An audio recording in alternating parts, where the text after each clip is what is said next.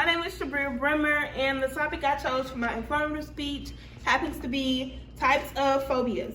Before we begin, I want to include that there obviously are an infinite amount of phobias in the world, but for the sake of time, I want to include that the only ones I'll be listing are the most common ones, which happens to be like about 2 handfuls. And in these slides, you'll see a couple pictures and a video to depict how someone who suffers from one or more phobia will look at them and, act. So let's begin. Some of these phobias are a bit hard to pronounce. So if you want to challenge yourself and try to pronounce them, then you do so. But I've only pronounced the ones that I can say to save myself from embarrassment. So the first 3 happens to be arachnophobia, the fear of spiders, the fear of snakes, and acrophobia, the fear of heights. The next couple are aerophobia, the fear of flying, cynophobia, the fear of dogs, mystophobia, the fear of bacteria and germs, astrophobia, the fear of lightning and thunder. The last couple is trypanophobia, the fear of needles. Social phobia, which is a social disorder, is the fear of social events and situations. And agoraphobia is the fear of unfamiliar environments. So the trypanophobia is the fear of needles.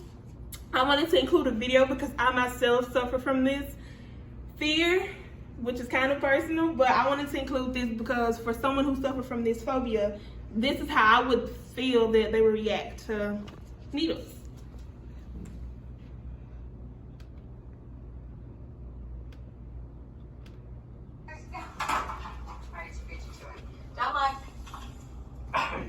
Wait, are those bigger than It's fine.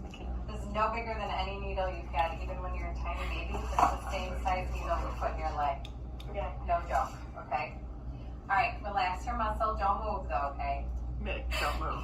Relax your muscle. It's okay, I promise. This waiting part is the worst part. So keep your muscle, don't move. Michaela, you can't move. Okay, no. I'm not doing anything yet, but most important is, okay, sit up straight. Don't move your arm, okay? Look at the wall. I want you to look over there, way over there. Don't even turn your head. No. I'm not doing anything, but I need you to relax, okay? Yes. Okay. So don't look. I want you to turn your head. Don't look. Whoa. Don't move your arm, okay? Okay. Yeah, stop. Do you want him to go first? No. Okay, look at the wall. Okay. Ow. Oh my God. Deep breath in. It's nothing. Nothing. Breathe in. Wait, okay. Breathe in. Blow out. You're done. It's done. You did awesome. Good job.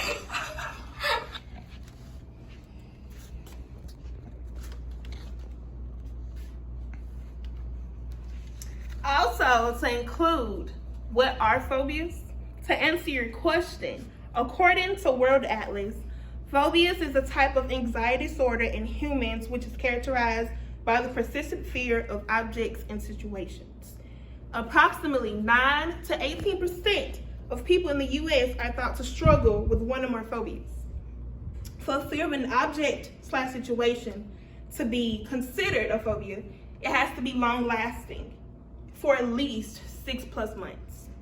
Victims of phobia usually take caution and sometimes even dangerous measures to avoid contact and experience with the cause of their fear. Which brings me to my next slide. So now that you know what main point 1 is, let's see how that point affects point 2.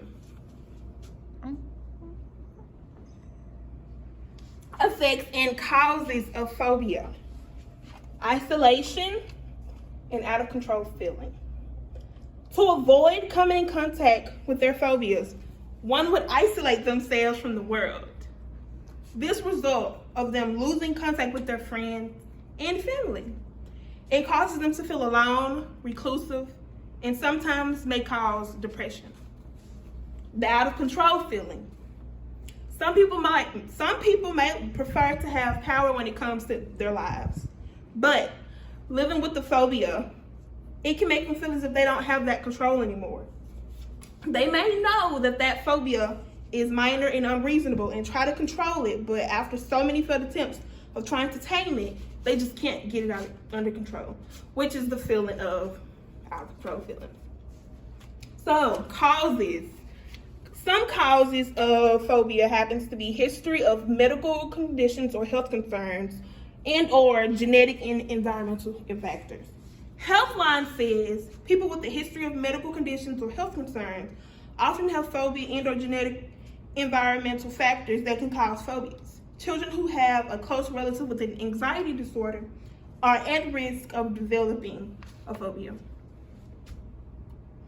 I included this chart because this chart shows how social anxieties affect the body. So I included this to give you an idea of how phobias affect the body. Treatments and self-tips. Cognitive behavior therapy, exposure therapy, medications are medical treatments. Meditation, relaxation techniques, deep breathing exercises, mindful strategies, and physical activity and exercise are self-treatments. Mayo Clinic says the goal of treatment is to improve quality of life so that you're no longer limited by your phobias as you learn how to better manage and relate to your reactions, thoughts, and feelings. You'll find that your anxiety and fear are reduced and no longer in control of your life. So whether which treatment you tend to go, medical or yourself, the goal is to better manage the phobia.